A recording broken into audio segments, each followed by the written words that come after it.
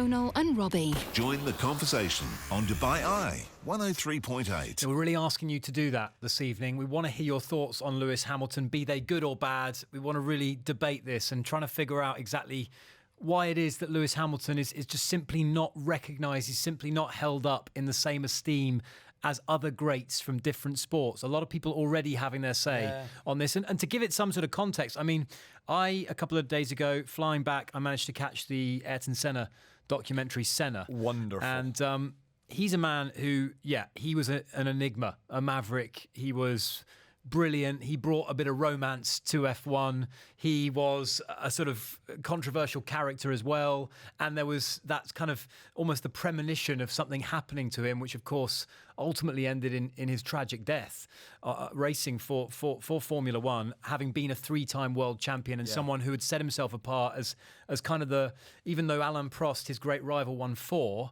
everyone really, they bought into the mythology behind Senna. He was the greater talent, the better driver, the more magnetic character. And just watching that documentary just made me realise how much F1 has changed and how fickle the cars were back then and how temperamental they were. Well, interestingly enough, Rob, that is, and we're getting a lot of messages in, and we have done since 5 o'clock this afternoon when we first said we'd be discussing this at 7 o'clock. We're getting a lot of people sharing their kind of reasons as to why Lewis perhaps is not getting the credit that his achievements would suggest he deserves. He's a 6-time world champion.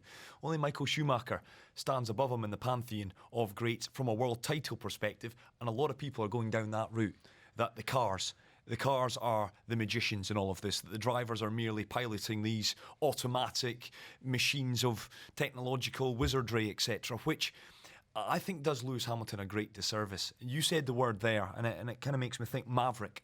Ayrton Senna was a maverick. I've bleated and banged on this very show about, and you can go on YouTube and watch it, Interlagos over in Brazil. There's a wonderful video on YouTube of him driving, I think it's a qualifying lap, all the way back in the 80s. And you see that this man is throwing that car around to its nth degree of itself. You know, he's taking every corner. It's a physical exertion that he's putting himself, you know, the whole body and mind is going into getting this car from A to B in the quickest time possible. And one thing that's been thrown out there is that F1 is too technologically advanced, that these cars, what are the drivers really doing? But that is doing a disservice. I watch Lewis and he is a maverick. And I said this to you off air, that Michael Schumacher is lauded as being a master in wet weather conditions. Lewis Hamilton is on a par, if not better, in wet weather conditions. We saw Max Verstappen, didn't we, once again in Brazil, Interlagos, was it last year, produce a performance for the ages that in those conditions, those testing conditions, that where you're able to see the magistry of a true driver's ability. And Lewis Hamilton, I think the fact that we get bogged down in this tech-savvy world, etc., and these cars that is detracting away from the fact that Lewis is a magician. I got a new appreciation for it just about 6 weeks ago at the Aston Martin circuit. Down. I was down there. I was taken around very kindly. Your man Axel down there at the track. He's a professional racer, I think, for the Lamborghini team over in Europe. And I mean, just sitting in the cockpit next to him and seeing what he does versus what an absolute novice like I could do. It's just, honestly, it is an absolute, and until you've actually seen it, you have. And one of the problems that I've always wrestled with Formula One is I can't really appreciate what they're doing. I can look at Roger Federer and I have a level of appreciation for what he's doing because I can somehow kind of relate to the athleticism and the skill set that he's got. Well, because I've played a lot of tennis, exactly. But to drive a Formula One car, you simply don't really understand how difficult these machines are to master and how difficult it is both physically and mentally to race in Formula One. Not to mention dangerous. I mean, it's a sport that is just fraught with difficulty and danger.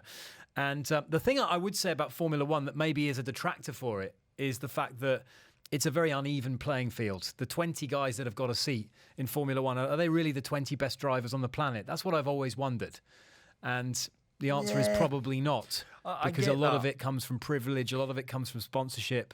But I think it's a bit lazy as well for people to say, any one of those 20 drivers, if you put them in Lewis Hamilton's car, they would be world champion. I think that's lazy, because Lewis makes decisions. But fundamentally, if you put Lewis in a Force India car, I mean, he's not winning the world title, is he? No.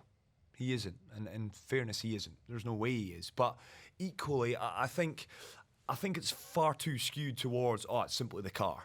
I think it's a marry. Of course, it's a marry of both, because it is a car that you need to drive, and that driver needs to be very good. And also, the best drivers gravitate to the best cars, obviously, because the best teams want the best drivers. So just to get a seat in Mercedes or Ferrari, it's an achievement in itself. And lest we forget, he was derided, was Lewis, when he left McLaren for Mercedes. They weren't the Mercedes that we know now, the dominant force that we know now. They were, of course, he followed in the footsteps of Michael Schumacher, and you know, Mercedes had their problems, but he's an intelligent guy, and they built a team for him. They built a car for him, and he's gone and taken it on, and just his appetite. I think there's loads of things to admire with Lewis. Now, I'll be very honest, we're getting a lot of messages in of people poking at his character. There's one or two things I can't read out in all of this. Ian's been in touch to say, Lewis Hamilton strikes me as a man who is a moaner and has the personality of a walnut and zero charisma, hence the reason he is not liked. I wrestle with that somewhat, Ian, and I've actually got this, and this will be one of the questions we put to Damo in 15 minutes or so, because, and this in part might explain why he isn't popular, I'm not sure who Lewis Hamilton is. No. And that could be a slight against myself, that I've maybe not taken the time to actually delve a little deeper. I worry that there's been many different sides of Lewis. And I sometimes, and again, I'm speculating wildly, and do let me know on 4001 if you agree with this, but sometimes I think, does even Lewis know who he is? Does that make sense? There's something... He's a commercially manufactured entity. He's a bit of a chameleon in that regard. And again, this is only my opinion. And we're trying to find the answers here, because, you know, he's a mishmash of personalities. A little bit, tattoos, Rob. And kind of there's that well, sort of nothing wrong with that. No, but there's that kind of sort of quote unquote bad boy image about him. But is he really that? I don't think so. Well, not that all people with tattoos are bad boy images. I'm just saying that is one of the images that he is kind of. He and, you know, Neymar. You know, do you know what I mean? There is that image that he has somewhat promoted over the years, of a kind of, you know, wrong side of the streets, or whatever, however you want to call it. There is that image that he has kind of projected over the years. There is just, I don't know what it is. It's almost like there's 8 sides to him and his character. It's not quite simple with Lewis. Do let me know, and I appreciate I might be kind of waffling as I often do, but you know what I mean? I think there's layers to Lewis that sometimes I wonder, does Lewis even know who he kind of is and what he kind of represents in that regard? And I'm just putting that out there as a potential reason why he rubs some people up the wrong way. We got a message here. Jenson Button, if he had won 6 world titles, he would have received a lot more credit. Hard to disagree with that. Absolutely. And I put it to you yesterday. Had Andy Murray... What about Fernando Alonso? He gets more credit for his 2 than Hamilton gets for 6. Right. And that's not right. I mean, it's just surely not right. Let us know your thoughts. Loads of you doing just that. Keep your messages coming in. Some great messages coming in, Rob. Yeah. 4001. Kyron has had his say. He said he's not... This is Lewis Hamilton, by the way. And please do get in touch with us to give us your view, your thoughts on why Lewis Hamilton's achievements are not as lauded as perhaps they could be. Kyron says he's not a likeable guy. No one wants to celebrate him. And that may well... I mean, that is indeed probably true. But I would argue... Tiger Woods is not a particularly likeable guy either. No. And yet he is his celebrated. Genius is celebrated. In fact, all his indiscrepancies are now forgotten, given his comeback. Yeah. And I mean, we've got loads of messages coming in on this. This is a great one, because this absolutely chimes. And we were saying we were trying to go through some of the reasons that a lot of you are getting in touch, and certainly a lot of people, the pundits, if you will, are saying the same. Someone out there says that the cars is a weak argument, that the strength of the cars, the technology of the cars. The cars have always been a factor. And they're right. Michael Schumacher wouldn't sit on 7 if it wasn't in part due to the car. Ayrton Senna 3, Fangio 5. All of them have had a car underneath them. Of course they have. It's the nature of the sport. It's Formula 1. And this is a great point. Same as good players who go to the best clubs. And I put to you off air, I mean, Pelé, the great Pelé, would he have been a multiple World Cup winner if he didn't play for Brazil? The honest answer is, if Pelé played for Scotland, fortunately, he ain't winning those World Cups. And that's just the fact of the matter. You know, Ryan Giggs, great example. Wonderful player. Premier League stalwart. But still lauded. Ryan Giggs. Yeah, but... Still acclaimed as a great. He is. he played for Manchester United and won all those titles. But there are, the point I'm making that you're sometimes fortunate where you kind of grow up. In Pele's case, he was surrounded. I mean, he's a wonderful talent, but he was also surrounded by wonderful players in that Brazil national team. Yeah. Had he come through and played for, as I say, Scotland, then the biggest teams with the biggest budgets and the most money to spend on drivers are seeking out the best drivers. Yeah. They are making those judgment calls. They're the experts. They're not hiring any old so-and-so. So the fact that Hamilton gets a seat in Mercedes is an opportunity. He's then got to get lucky.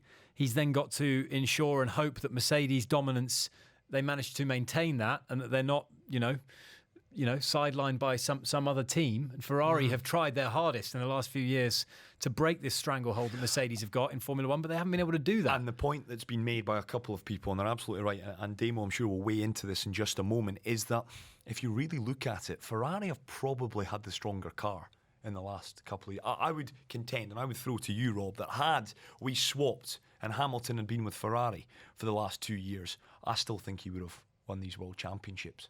Vettel, those mistakes. Do you think he's got Vettel's number? Just mentally, because he's got his number. More than mentally, I fundamentally believe he's a better driver. And I think Hamilton, if you were to put him in all the different cars, and again, ifs, buts, maybes, we can speculate on all of this, but Schumacher, Fangios, Sterling Mosses of this world, Sir Jackie Stewart's, I think Hamilton, if we could go back and do that, I think Hamilton would surprise an awful lot of people. Will it change, do you think, if he one day surpasses Schumacher? No, I don't think it'll always be. The fact that he's on 6. I made the point to you, I won't name the publication, but it's a UK publication. Just yesterday, going through the kind of top fold, if you're on the website and you're scrolling down, nothing.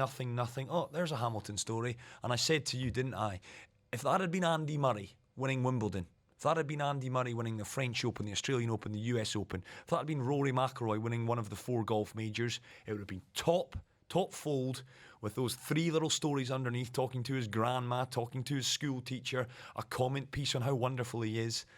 Not enough on that, and a lot of people. And there's a lot of suggestions that, racism is central to this. Someone's saying the reason why Hamilton is not lauded is similar to why Mane is not taking the plaudits. Sadio Mane, who's done such a he's been on such amazing form for Liverpool of late. Kevin says Hamilton is unfortunately not particularly charismatic, not well liked, and also the fact that he's a black guy. Is that a factor as well? I mean, that is a question that a lot of you are asking, and again, inherent racism is being pointed out, that an awful lot of people are of the belief that is the case, that Lewis Hamilton is not getting credit. No one stands above him in Formula One other from title wins than Michael Schumacher. All right, keep your thoughts coming in. We'll get back to this. Script Extra Time with Chris and Robbie. Y'all ready for this? Join the conversation. Dubai Eye 103.8. We're talking all things Lewis Hamilton. He's a 6-time Formula One world champion, for goodness sake. And we've had a message to say the best way to judge him would be to wait for the 2021 regulations. Forget the 6 world titles. Scrap that. That means nothing. Let's just see what these 2021 regulations bring when they take action on the cars. I take the point that will sort of level the playing field, per se, but I don't think he needs to prove himself all that much anymore. No. I think that's one thing that he's proven pretty good at Formula One. Whatever way you want to slice it, whatever you want to say about the cars, the technology, the regulations, the restrictions, Lewis Hamilton has done a pretty good job of doing well in the last 10 years of Formula One. I mean, what is it? 87 pole positions. 68 is second on the all-time list. That is Michael Schumacher. 65 for Ayrton Senna. He's on 83 race wins. That is 8 behind Michael Schumacher's record of 91. He's going to get to triple figures on both of those, poles and wins. I've no doubt about that. And he's on 6 world titles, just 1 behind Michael Schumacher. And it seems that no matter what he does, he will never get the credit that those achievements deserve. Forget his personality. Those achievements, we want to look at those. And to do that, let's bring in a man we often hear from when it comes to Formula One. It is motorsport expert Damien Reid. He joins us live on the line now. A very good evening to you, Damo. Yeah, good evening, guys. We're talking Lewis. Damo, I guess, given the fact he's won 6 world titles, although it was met very flatly, I thought, with the world's media. I guess given the fact we knew from a long way out that Lewis was going to be a 6-time world champion, there wasn't much drama in the eventual coronation of Lewis Hamilton. But, I mean, your thoughts on why the media is just a little bit lukewarm towards him? Yeah, it's a strange one, isn't it? I mean, the guy is one of the all-time great sportsmen of any category. and certainly one of Britain's best. But I guess, I don't know, it's a tough one. I guess it gets down to the fact that one of the issues at the moment in across the UK is that it's not as easy to watch Formula One as it has been previously. There's no free-to-air television, and this year, right when he got the championship, was also at the same time as the World Cup, the Rugby World Cup, so which was on free-to-air. So I think maybe it's been lost in a bit of that. But I mean, you look back. I was looking through the Times, and I was looking through and seeing that after the World Cup, England's rugby team, and hats off them for getting to where they did, but they didn't take the crown home. They got 7 pages in the paper. Lewis Hamilton won his 6th World Championship, and he got 2 pages as a result. There does seem to be an anomaly going on in terms of the recognition where it's due.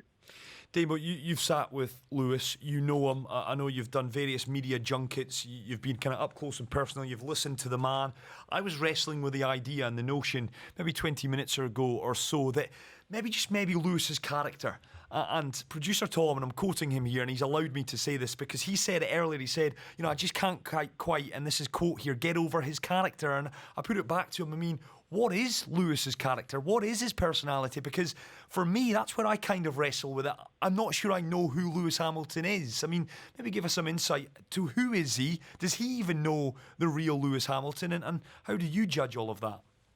Yeah, there's two very different Lewis Hamiltons, and I've been fortunate enough to see both sides. And like any sportsman at their peak, once it gets to the weekend, it's absolute game face on. Yeah. It's in fact, there's probably 3 if you want to really split it up, because there's the Lewis Hamilton at the racetrack that's focused on racing and super aggressive and on track and just has doesn't have a lot of time for the media, to be fair, because he's a professional sportsman. Then there's the Lewis Hamilton that we see in the splashed across the papers with the fashion shows and hanging out with his rap buddies in the US and all that kind of stuff. Then there's another Lewis Hamilton that I spent some time with, and I spent probably a good hour and a half with him just having lunch one day. A very down to earth, very family oriented guy, away from the pressures of media and the race weekend. Just a guy who generally loves getting out there and having a go with the cars and the racing. And aware, obviously, of the other side of his life. He says, look, motor racing is not my entire life. I have other interests, and I want to develop other interests. And I found him an incredibly pleasurable guy to spend time with. Just a very nice guy. But when it gets down to it, he's got to switch on and get into the race mode, which he does. And maybe there's a confusion there. Maybe there's some issues going on with the general media who don't get to see the other side. You mentioned Neymar and you mentioned his sort of friends from the sort of the world of rap and hip hop, Damo. Is that really him, or is that him trying to be someone he's not? You know what? I think you got it right there. I mean, it's him trying to take advantage of what's around him as you would in that situation. The access that you have to different entities of lifestyle and look at things. He's looking at things beyond motor racing and motorsport and certainly Formula One and other things. And he gets this fantastic opportunity to mix with celebrities at the top level. And that opens him up to other industries and other potential areas where he could go. And but when it gets down to it, he likes to spend time with the family. He goes back in summer. He's still goes. In fact, this last summer, he spent the entire break back with the family in Stevenage. He's got the dogs there. His mum and dad and his brother, and just getting in amongst it. And I think that's actually more the real Lewis Hamilton. The one we see in the US and all that kind of stuff is another glam side. That's probably a way as a stepping stone to when that day comes to transition away from Formula One. Can I ask, Damo, and give us some insight on this? Is Lewis a popular fella in amongst the paddock at F1? Is he popular with other drivers and other team owners and team principals and other mechanics? You know what? He actually is. He actually is. And I think, everyone except his own teammate, of course, but that's only in the heat of the season. You get that in the heat of the season. I think Nico Rosberg now has an enormous amount of respect for him. Valtteri Bottas, once the season switches off, enormous respect for him. And that happens with any driver at that level. You look at Sebastian Vettel now, his relationship, for instance, with Mark Webber. when it was absolutely toxic at the heat of it. They're actually quite good pals now. And the feedback that came through after that, after he took the championship win from other drivers, not just Valtteri, but Sebastian Vettel, who went up to congratulate him on the podium. Lando Norris, Checo Perez, all these guys were texting him and tweeting him saying, "Look, congratulations, bro! It was an amazing effort." There is an enormous amount of respect for the guy, and I think it's actually, you play it up during the season because the tensions are high, but away from the track, these guys have to. Their lives depend on each other, to put it that way. So there has to be a lot of mutual respect. Damo, you've travelled the world. You have sat in all the new cars and all the Lamborghinis to Porsches to Ferraris, etc. You're a man that commentates for NBC Action on F1. Give us layman's, if you may, a bit of a breakdown. The kind of lazy argument is, the cars do all the hard work these days. They're essentially just automated and they're just sitting pushing buttons. Give us a breakdown. Is it easier now than it was 20 years ago to drive a Formula One car? Oh, it's a totally different environment now. It's easier in some respects, but then more difficult in other respects. Now, to summarise that, basically, the cars are not as physically demanding to drive as they were back then, and that's why we're getting drivers 16 years old jumping into an F1 car and going quickly straight away. People like Lando Norris and George Russell doing the best, out qualifying his teammate who's been in F1 for years with Robert Kubica, and that's the thing. But then on the other side, the multitasking now is phenomenally complex compared to what it was before. The feedback you're giving to the team, the fact that you can be doing 320 kilometres an hour down a straight, trying to carve up three people through a high-speed turn, and then you've got on the radio two engineers at the same time telling you to change the diff settings and how the tyre's behaving and give instant feedback whilst you're in the cut and thrust of this is far more difficult than what they were doing 20 years ago. And you know yourself, when you're on the road and your phone rings, you get distracted for a second, and that's just us on the road. These guys are doing this at times 10. So in that respect, far more difficult. In the actual driving of the physicality, the cars are easier. Damo, this is Lewis's, if I'm not correct in saying this is Lewis's third title in a row, and it's his fourth. It's his fourth and fifth in 5 years. The only other winner in the last 5 years was Nico Rosberg, who's now retired. Is he going to surpass at the age of 34 Michael Schumacher? And dare I say it, is he going to win 9 or 10? Well, this is the big thing. I mean, nothing's stopping him now. He's got one more championship to equal Michael Schumacher, and then one more after that to be the greatest in terms of the number of title wins. But the big question mark comes in is 2021, because there's no reason why he shouldn't continue this role next year. The rules are not changing. They're going to be on the same horses as they are this year, pretty much all of next year, so it should flow through. The big question mark is whether his team and Mercedes-Benz can adapt to the new regulations in 2021 and whether they can carry that momentum on. History shows that a team that's been dominant, as soon as the regulations change, is no longer dominant. So that's going to be the big question mark. We saw every team's had its moment in the sun, from McLaren to Williams to Honda to Red Bull to Ferrari to Mercedes. As soon as the rules change, all the balls are in the air and no one quite knows. So I would tip that he would be a strong bet to back this one up next year, and it'd be a great fight between the same four guys with Bottas, Verstappen, Leclerc and Vettel. But 2021 is the big question mark. I'm not sure. Damo, listen, thanks as always for joining us. Great insight as usual, and we look forward to catching up with you soon. Always a pleasure, guys. Abu Dhabi, it'll be a fantastic race regardless. Yeah, looking forward to it. Great stuff. Yeah, we're looking forward to it too. And yeah, I tell you as well, if we had more time with Damo, one of the other questions I wanted to put to him there was the fact that I just wonder, I think Lewis is playing a bit of a blinder. I think he finishes at Ferrari. He's made no mistake. He's made no secret of that. And if he does finish in Ferrari, a third team, Michael Schumacher only won with 2 teams. Fangio won with 4, his 5 titles. I think getting to 7 level with Shuey, beating Shuey in a Ferrari car will allow him to get a bit more. He says he's working on a masterpiece, maybe.